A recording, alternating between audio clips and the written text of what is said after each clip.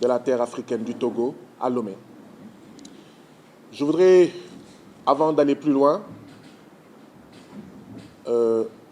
exprimer tous mes vœux de prompt rétablissement et toute ma solidarité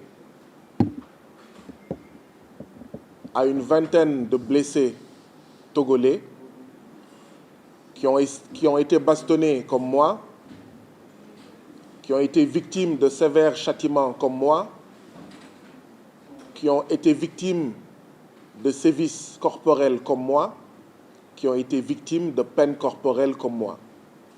Je voudrais leur exprimer toute ma solidarité et mes vœux de prompt rétablissement et dire énergiquement, plus jamais des filles et fils du Togo ne doivent être bastonnés, ne doivent être violentés, parce que tout simplement, ils veulent exercer un parmi leurs droits humains les plus fondamentaux, c'est-à-dire être représentés au niveau du Parlement de la CEDEAO, être entendus par ce Parlement de la CEDEAO, être entendus par un de leurs représentants au Parlement de la CEDEAO. Cela étant dit, je voudrais également vous remercier toutes et tous pour les nombreux messages de solidarité, pour tous vos vœux exprimés à mon endroit depuis dimanche dernier. Je voudrais préciser que malheureusement, ces nombreux messages de solidarité et ces nombreux vœux de bonne guérison, je n'ai pu les recevoir parce que j'ai été victime lors de mon agression à Lomé au Togo, du vol de mon cartable, du vol de mon sac. Et dans ce sac, il y avait mon téléphone portable. Et c'est pourquoi certains d'entre vous ont dû le constater que depuis dimanche, j'étais injoignable parce que mon téléphone a été volé, parce que vous n'avez plus accès à moi. Mais j'ai pu voir, bien entendu, des messages des démocrates sénégalais, des messages des démocrates togolais, des messages des démocrates africains et au-delà, pour déplorer, pour condamner ce qui s'est passé à Lomé au Togo, parce qu'effectivement, c'était extrêmement grave. Merci à vous toutes, merci à vous tous pour cet élan de solidarité, pour votre posture, et peut-être n'eût été votre posture, cela aurait été pire. Après avoir dit ces mots, je voudrais vider quelques questions très simples. Parce que depuis dimanche, il y a des choses qui sont dites sur les événements tragiques qui se sont déroulés à Lomé au Togo. Et même bien avant dimanche, à Abuja, vous vous rappelez, lors d'une séance du Parlement qui a été très violente, depuis Abuja, il y a des choses qui sont dites et je voudrais profiter de cette occasion pour les vider définitivement parce qu'il y a des choses qui ont déjà été réglées par la CEDEAO, il y a des choses qui ont déjà été réglées par les textes de la CEDEAO, par les textes du Parlement de la CEDEAO, et certains qui parlent font des erreurs ou parlent par ignorance ou parlent tout simplement par mauvaise foi. Et vous le verrez quand je vous dirai ce que disent les textes de la CEDEAO, ce que disent tout simplement les textes du Parlement de la CEDEAO. Je vais vider cela très vite pour que certaines équivoques soient levées, pour que certaines polémiques soient définitivement closes. Je voudrais rappeler qu'il y a un texte de la CEDEAO qui s'appelle « Acte additionnel relatif au renforcement des prérogatives du Parlement de la CEDEAO ». Acte additionnel relatif au renforcement des prérogatives du Parlement de la CEDEAO.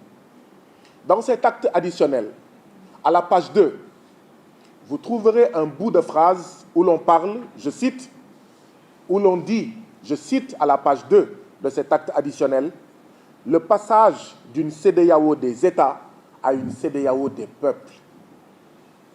Ce sont les chefs d'État de la CEDEAO qui ont mentionné cela dans l'acte additionnel relatif au renforcement des prérogatives du Parlement de la CEDEAO. Ils ont parlé du passage d'une CEDEAO des États à une CEDEAO des peuples. Toujours dans cet acte additionnel, article 2, je cite, « Les membres du Parlement de la CEDEAO sont chacun représentants de toutes les populations de la communauté. » Article 2 de l'acte additionnel relatif au renforcement des prérogatives du Parlement de la CEDEAO. Je cite, « Les membres du Parlement de la CEDEAO sont chacun représentants de toutes les populations de la communauté. » Autrement dit, moi, député au Parlement de la CEDEAO, Guy Marius Sagna, quand j'arrive au Parlement de la CEDEAO, je ne représente pas le Sénégal. Je représente les peuples de tous les États membres de la CEDEAO. Donc ceux-là qui disent qu'il y a déjà suffisamment de problèmes au Sénégal pour parler des problèmes des autres pays de la CEDEAO, ils font une erreur. Tous les députés de la CEDEAO ne représentent plus leur seul peuple, ils représentent tous les peuples de la CEDEAO. Si l'on ne veut plus que le député Guy Marius Sagna, député au Parlement de la CEDEAO, si on ne souhaite plus qu'il évoque la situation du peuple gambien, du peuple guinéen, du peuple bissau-guinéen, du peuple ivoirien, nigérian, libérien, sierra-léonais, ghanéen, togolais, béninois, etc., eh bien, la seule chose à faire, c'est qu'il faut empêcher que Guy Marius Sagna ne devienne un député de la CEDEAO. Parce qu'à partir du moment où Guy Marius Sagna ou tout autre individu, citoyen de la communauté, on en fait un député de la CEDEAO, automatiquement, voilà l'article 2. Les membres du Parlement de la CEDEAO sont chacun représentant de toutes les populations de la communauté. Article 3. Le Parlement de la CEDEAO est l'Assemblée représentative des populations de la communauté. Article 3 de l'acte additionnel relatif au renforcement des prérogatives du Parlement de la CEDEAO.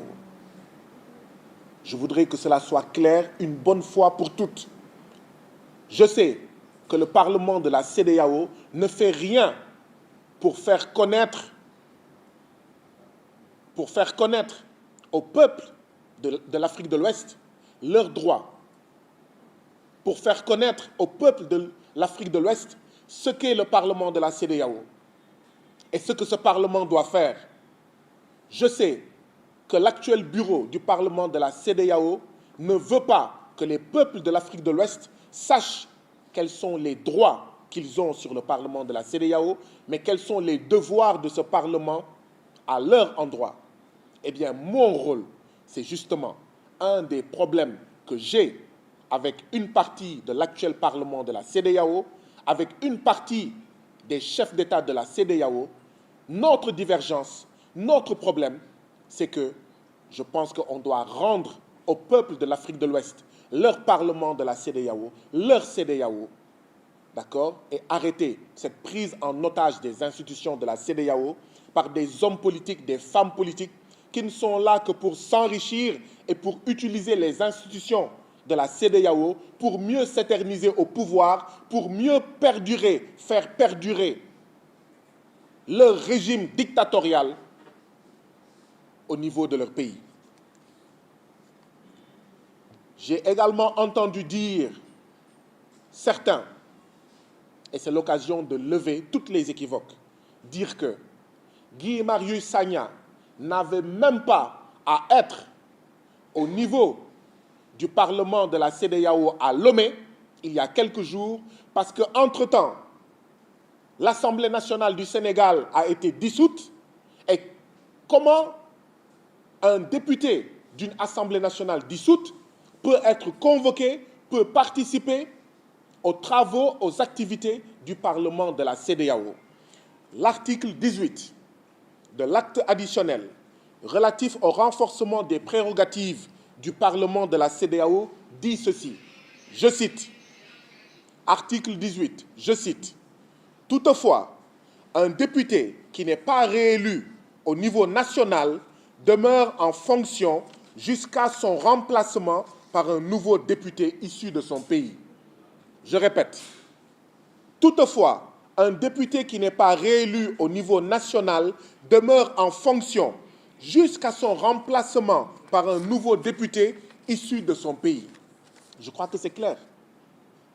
Je crois que c'est clair.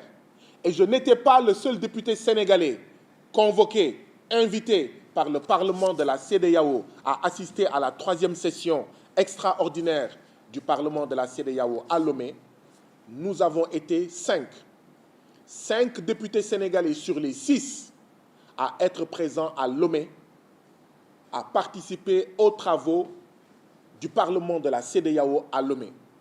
Donc ceux qui disent qu'un député d'un Parlement, d'une Assemblée nationale dissoute ne doit pas participer aux activités de la CEDEAO, ils font de l'amalgame, ils font une erreur, ou alors ils font preuve de mauvaise foi.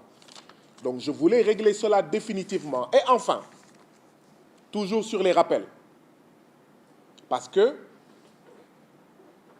je crois que quand les chrétiens ont des problèmes, ils retournent à la Bible pour régler leurs problèmes. Quand les musulmans ont des problèmes, ils retournent au Coran pour dire voilà ce que le Coran dit, voilà comment le Coran a tranché. Quand des citoyens ont des problèmes, ils retournent à la Constitution et au niveau des lois et règlements. Eh bien, quand on veut s'exprimer sur les affaires de la CEDEAO, il faut retourner aussi sur les textes de la CEDEAO. Et l'article 29, toujours de l'acte additionnel, auquel je fais référence depuis le début de mon propos, son article 29 dit ceci, je cite. En fait, l'article 29, parce qu'au niveau de la CEDEAO, du Parlement de la CEDEAO, chaque député, pour entrer en fonction, doit prêter serment. Et l'article 29 parle du serment qui est prononcé par chaque député au moment de son entrée en fonction. L'article 29 dit ceci. Voilà les mots que doit prononcer un député quand il est installé au Parlement de la CEDEAO. Je cite. « Je m'engage sur l'honneur à servir fidèlement les intérêts des populations de la communauté et à ne céder à aucune pression directe ou indirecte d'un État membre ou d'un autre groupe. » Fin de citation, je répète. Je m'engage sur l'honneur à servir fidèlement les intérêts des populations de la communauté et à ne céder à aucune pression directe ou indirecte d'un État membre ou d'un autre groupe.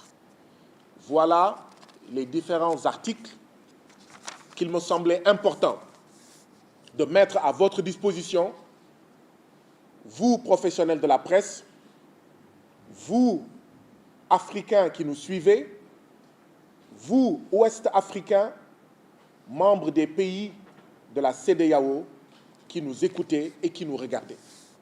Parce que ces articles-là expliquent plein de choses, vont déterminer beaucoup de choses, et je suis persuadé qu'après la lecture de chaque article, certains d'entre vous, vous êtes en train de dire cette conférence de presse pourrait se terminer là. Parce qu'avec ces articles-là, les choses deviennent claires, deviennent davantage claires, deviennent beaucoup plus claires. Alors, je voudrais rappeler aussi, toujours dans cet acte additionnel, article 4. L'article 4 de cet acte additionnel évoque les objectifs du Parlement de la CEDEAO. Je vais en citer quelques-uns parce qu'il y en a plusieurs. Parmi ces objectifs de la CEDEAO, il y a contribuer à la mise en œuvre efficiente et efficace des politiques et des objectifs de la communauté. Or, je rappelle que parmi les objectifs de la communauté, il y a la vision 2020 de la CEDEAO qui prône ce dont je parlais tout à l'heure, le passage d'une CEDEAO des États à une CEDEAO des peuples. L'objectif de la CEDEAO, c'est promouvoir l'obligation de la reddition des comptes. Il me semble que quand Guy Marius Sagna, député du Parlement de la CEDEAO, va à Lomé et veut rencontrer ses mandants togolais, il est dans la promotion de l'obligation de reddition des comptes. Parmi les objectifs du Parlement de la CEDEAO, il y a promouvoir et défendre les principes des droits de l'homme et de la démocratie, la primauté du droit, la transparence, la responsabilité et la bonne gouvernance. Il y a aussi, je cite, informer et sensibiliser les populations de la région ouest-africaine sur les enjeux de l'intégration. Il y a aussi assurer le droit de regard et l'implication des populations ouest-africaines dans le processus d'intégration de la région. Il y a aussi renforcer la démocratie représentative. Chers frères et sœurs, vous qui nous regardez et qui nous suivez présentement, est-ce que le fait pour un député de la CEDEAO de rencontrer les populations d'un pays cadre avec ces objectifs du Parlement de la CEDEAO que je viens de citer? Est-ce que ça cadre avec les articles pertinents que j'ai cités tout à l'heure, tirés de l'acte additionnel relatif au renforcement du Parlement de la CEDEAO? Mon avis est oui, et je suis prêt et j'accepte à entendre un avis contraire. Bien sûr, il faudra l'argumenter. Qu'est-ce qui s'est passé? Eh bien, le Parlement de la CEDEAO a convoqué une 3e session extraordinaire au Togo, à Lomé, du 23 septembre au 3 octobre. Évidemment, j'y suis allé. Avant d'y aller, il y a eu la rencontre entre deux volontés. Une première volonté de certains Togolais de rencontrer leurs représentants au Parlement de la CEDEAO. Une deuxième volonté du député de la CEDEAO que je suis de rencontrer ceux que je représente et qui résident au Togo. J'en profite pour vous dire que tous les 6 mois, au niveau du Parlement de la CEDEAO, il y a la présentation de ce qu'on appelle les rapports pays. Chaque pays vient présenter au niveau du Parlement de la CEDEAO un rapport qui fait l'état des droits de l'homme, des libertés, la situation économique, la situation sociale, la situation politique, etc. de chaque pays. Et donc, chaque délégation vient présenter devant le Parlement et tous les autres députés écoutent ces différents rapports, posent des questions, font des critiques, font des suggestions.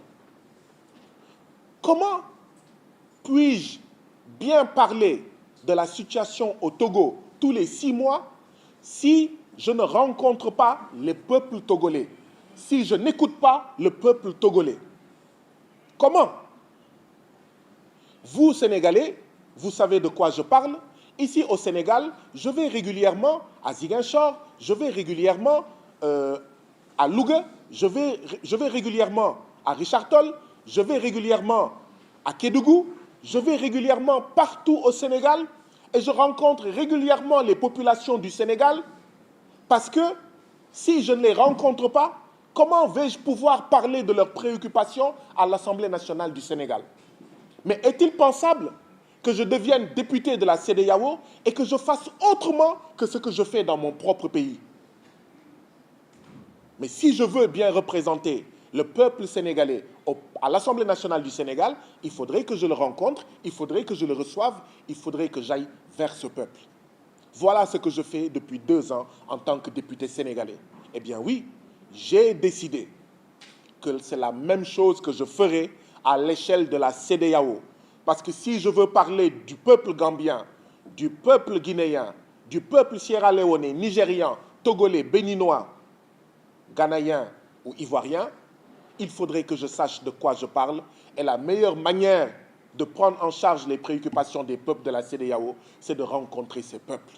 Et donc oui, il y a eu donc, je le disais, la rencontre de 2 volontés. La volonté de citoyens du Togo de rencontrer leurs représentants et ma volonté à moi de rencontrer des citoyens togolais pour mieux comprendre la situation au Togo, pour que je puisse en parler de la manière la plus juste, la plus correcte et la plus objective qui soit. Et donc, des citoyens togolais ont loué une salle. Des citoyens togolais ont loué une salle dans une paroisse. Ils ont payé la salle à 90 000 francs CFA. Donc, la réunion de dimanche, initialement, était prévue dans une salle louée dans une paroisse. Ce n'est pas moi qui ai choisi la salle, ce n'est pas moi qui ai payé la salle, ce n'est pas moi qui ai dit où cette réunion, cette rencontre citoyenne devait se tenir. Ce sont des Togolais eux-mêmes qui ont choisi cette salle dans cette paroisse. Il s'est passé deux choses. La première chose, c'est que l'État togolais, le régime de Faure Eyadema, président du Togo, est allé à la paroisse, a fait pression, et la paroisse a appelé les Togolais qui avaient loué la salle pour leur dire « Venez reprendre votre argent, nous avions fait une erreur, ce jour-là, cette heure-là, la salle n'est pas disponible. » Ces pratiques-là, nous les connaissons. Vous les connaissez toutes et tous dans nos différents pays. Ces pratiques d'un autre temps, d'une autre ère, des pratiques qui doivent être révolues, qui doivent être rangées au rouet, qui doivent être rangées, ces pratiques qui doivent être rangées au musée du rouet et de la hache de bronze, parce que ce sont des pratiques qui sont antidémocratiques, ce sont des pratiques qui sont contre l'exercice des droits et libertés les plus élémentaires.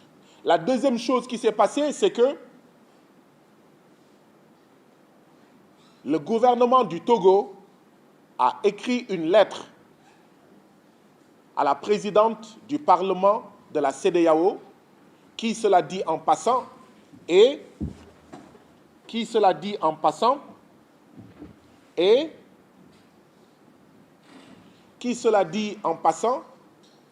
la présidente du Parlement de la CEDEAO est une Africaine du Togo.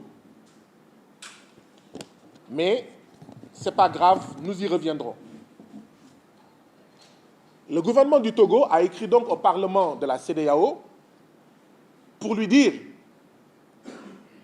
présidente du Parlement de la CEDEAO, nous avons appris qu'il y a un député du Parlement de la CEDEAO qui compte tenir une rencontre avec des Togolais à telle salle dimanche 29 septembre à partir de 14 h. Cette rencontre n'a pas été autorisée parce qu'elle n'a pas été déclarée. Et donc le Parlement de la CEDEAO m'a convoqué en réunion. Le Parlement de la CEDEAO, le vendredi, entre 15 h et 16 h, m'a envoyé une enveloppe avec une lettre dedans où j'étais invité à prendre part à 17 h à une rencontre qu'il a appelée une séance d'écoute. Et donc j'y suis allé à 17 h. Il y avait les 3 membres du bureau du Parlement de la CEDEAO et il y avait des membres de l'administration du Parlement de la CEDEAO. La présidente, elle ouvre la rencontre, elle dit qu'elle a reçu une lettre du gouvernement du Togo. Et dans cette lettre, voilà ce qui est dit, j'en ai parlé tout à l'heure, qu'il faut se conformer à la législation du Togo, il faut déclarer la rencontre, parce que la rencontre n'est pas une rencontre privée, parce que sur l'affiche qui parle de la rencontre, on y a écrit « Venez nombreux », parce que sur l'affiche, on s'adresse au peuple entier du Togo. Et donc, ce n'est pas une réunion privée, c'est une rencontre publique et il faut respecter la législation au Togo. J'ai pris la parole pour dire au bureau du Parlement de la CEDEAO, vous avez raison, sur l'affiche, il est écrit « Venez nombreux, rencontrer votre député au Parlement de la CEDEAO ». Il est écrit « Peuple togolais, venez échanger avec votre député au Parlement de la CEDEAO ». C'est vrai, que si la salle a une capacité de 200 ou de 300, banalement, il pourrait y avoir 1000 personnes. Et effectivement, ce n'est plus une rencontre privée. Je vous assure que je dirai aux organisateurs de respecter la législation togolaise. Donc j'ai dit cela, mais j'ai ajouté, j'ai cependant la conviction, par les pressions que l'État togolais a exercées sur la paroisse pour que la rencontre ne se tienne pas à la paroisse, que c'est moins le respect de la législation togolaise en matière de réunions et de manifestations publiques qui est visé, et qu'en réalité, l'objectif du régime togolais est d'empêcher toute rencontre entre le député de la CEDEAO, Guy Marius Sagna, avec le peuple togolais. La preuve, j'ai dit lors de cette réunion à la présidente, Madame la Présidente, je n'accepterai pas que mes droits à rencontrer même en privé, entre quatre murs, 10, 15, 20, 30, 50 Togolais soient piétinés. Vous savez ce que la présidente du Parlement m'a répondu? Ceux que vous allez rencontrer savent très bien ce que dit la loi en matière de rencontres publiques comme privées. Je dis, mais Madame la Présidente, vous vous entendez parler? Vous êtes en train de me dire qu'ici au Togo, même pour une rencontre privée entre quatre murs, sans publicité, il faut informer l'autorité, il faut demander l'autorisation. Je lui ai dit, Madame la Présidente, je n'accepterai pas que mes droits de député de la CEDEAO à rencontrer mes mandants qui résident au Togo soient piétinés. Par contre, pour tout ce qui concerne une réunion publique, je veillerai à ce que les organisateurs se conforment à la législation togolaise. Lors de cette réunion, les membres du bureau ont demandé à l'administration du Parlement qu'est-ce que les textes prévoient pour un cas pareil. Qu'est-ce que les textes du Parlement disent pour un député qui, comme Guy Marius Sagna, souhaite faire ce qu'il veut faire. Il y a eu deux membres de l'administration qui ont pris la parole. Le premier membre a dit que cela faisait 16 ans qu'il était à la CEDEAO. Il n'a jamais été confronté à une situation pareille. Le deuxième membre de l'administration a dit cela fait 22 ans qu'il est à la CEDEAO. Il n'a jamais été confronté à une situation pareille. Vous avez tiré vos conclusions. Ça veut dire que ça fait au moins 22 ans. Il n'y a aucun député de la CEDEAO qui a cherché à rencontrer ses mandants. Et voilà le problème en réalité. Voilà ce qu'on me reproche. Voilà le problème que j'ai avec une partie du Parlement de la CEDEAO. Voilà le problème qui m'oppose avec le bureau du Parlement de la CEDEAO. Voilà le problème qui m'oppose avec le syndicat des chefs d'État de la CEDEAO, auquel appartient le président de la République, son Excellence Faure Eyadema, président de la République du Togo. Voilà. Je suis gêné. J'ai honte de vous dire que cela fait 22 ans qu'aucun député de la CEDEAO n'a cherché à faire ce que je fais. C'est-à-dire, quand je vais dans un pays, je dois pouvoir profiter de l'occasion qui m'est offerte, parce que la CEDEAO ne me donne pas un billet d'avion pour aller dans tous les pays de la CEDEAO. La sagesse populaire sénégalaise dit « Yettale Bobale ». Waouh, Yettale Bobale.